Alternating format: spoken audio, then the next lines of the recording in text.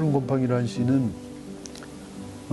제가 이제 그러니까 대학을 졸업하고 사회생활을 시작하면서 제가 몸으로 느낀 것 가운데 하나가 이 도시 생활이, 이 산업 문명이 우리를 너무 빨리 움직이게 한다. 생각도 그렇고 실제로 우리가 사는 삶의 방식도 그렇고 빨리 소비하고 또 빨리 새로운 상품을 또 구매해야 되고 그러니까 우리가 상품 속에서 둘러싸여 있잖아요.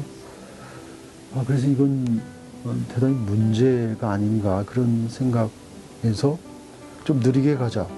한번 게으르게 살아보자. 그래서 이제 산책시 연작을 쓰게 됐는데요. 그러다 보니까 이 우체국 또 뭔가 편지를 주고받는 것이 이제 새롭게 보였던 겁니다.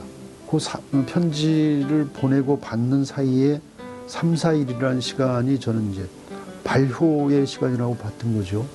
그것이 이제 강을 건너는 것이기도 하고.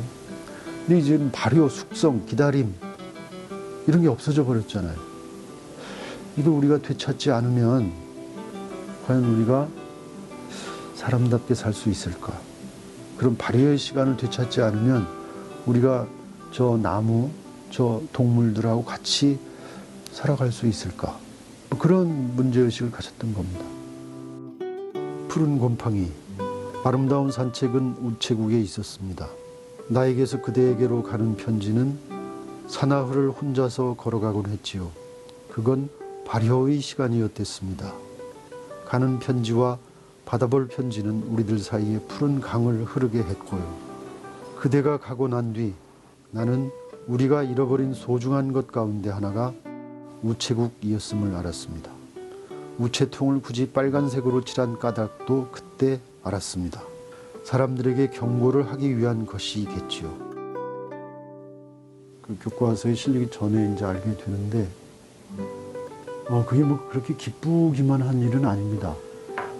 뭐 어떤 학생들한테 이게 어떤 영향을 줄지 잘 모른다는 것, 그것도 있고, 저는 뭐 조금 다른 쪽으로 생각을 가끔 해봅니다. 내 시가 교과서에 실린다는 건 이 당대에 인정을 받는 것이구나. 그것이 뭐 긍정적일 수도 있지만 부정적일 수도 있습니다. 이게 제도권 안에 내 시가, 내 생각이, 내 상상력이, 내 표현이 완전히 제도권 안에 편입이 되는 거구나. 그래서 좀 원래 시를 규정하는 여러 가지 기준들이 있지만 이게 당대에서 활용이 되고 미래에서는 아마 이게 용도 폐기될 수도 있겠구나. 이런 생각도 하고 있습니다.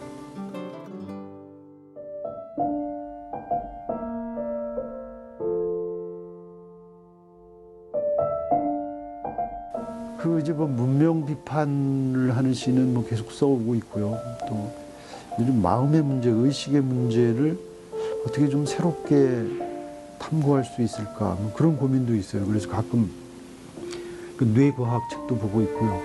그러니까 내면 세계를 한번 깊이 들여다보자, 그런 그 의욕이 있는 반면에 이 도시의 문제도 좀 관심을 가지고 있습니다. 저는 한때 이 도시는 악이고 비도시, 시골, 산촌, 어촌, 농촌은 선이다. 그리고 이 도시는 이제 과거고 미래는 비도시에 있다. 이런 생각을 가지고 있었어요. 근데 깊이 생각해 보니까 그게 얼마나 단순하고 얇은 생각이었는지 반성하게 됐습니다. 그래서 아마 우리 대부분은 도시에서 살다가 도시에서 생을 마감할 것이다. 이런 판단이 들었어요. 그 교과서에 실린 작품들을 보면 어떤 공통점이 있는데요. 생태 환경 분야 쪽에 있는 시들이 선택된 것 같습니다. 물론 제가 시를 쓰는 여러 가지 이유 중에 핵심적인 것이 이제 생태 환경적인 문제 의식입니다. 그래서 푸른 곰팡이나 광화문 또는 산속 눈 내리네, 이것이 다들 그런 에콜로지 쪽의 분야로 이렇게 묶이는 것 같은데요. 물론 그것이 제가 시를 쓰는 중요한 이유 중에 하나지만 그것만은 아닙니다.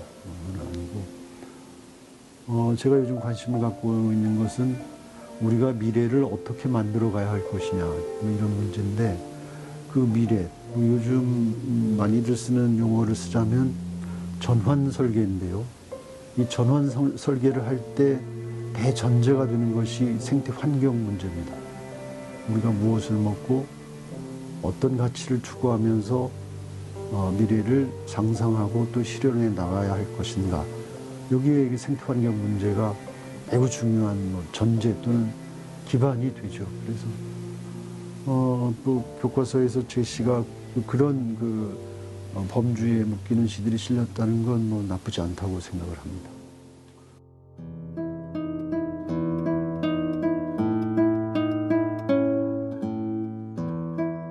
예, 기억이 있습니다. 제가 나고 자란 데는 이제 준평원 지역인데요. 넓은 지평선이 보이는 데는 아닌데, 저는 경기도 김포에서 나고 자랐는데, 거기에 대한 어떤 애증이 좀 있습니다.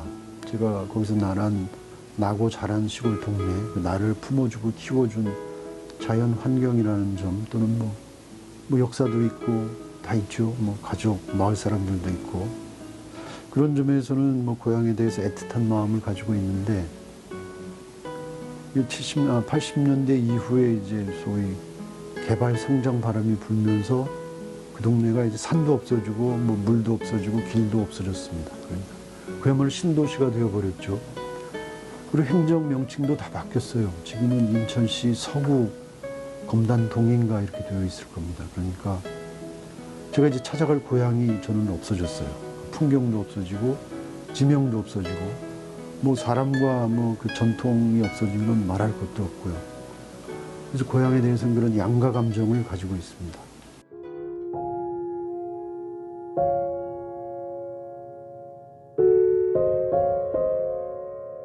제가 시창작 교실을 수강하는 학생들한테도 하는 얘기인데요. 그런 오해가 없었으면 좋겠습니다. 시는 완성품이 아니에요. 우리나라에서 가장 대가들이 쓴 대표작이라 하더라도 그걸 완성된 작품이라고 생각하지 말고 시는 시를 읽는 여러분들에 의해서 완성된다. 이런 말씀을 꼭 드리고 싶어요. 그 시는 두 번 쓰는 거죠.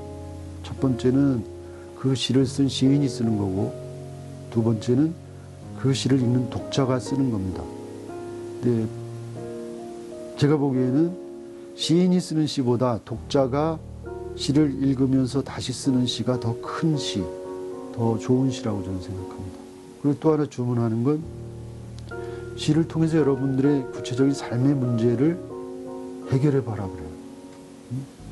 그 시가 어떤 시간이 남을 때 또 그럴 때만 읽는 것이 아니라 내가 어떤 고민거리를 만났을 때 또 해결해야 할 삶의 문제를 만났을 때 시를 읽으면서 그걸 해결할 수 있는 그런 능력을 저는 학생들한테 요구합니다. 그런 능력을 갖게 되면 평생 시와 함께 살아갈 수가 있죠.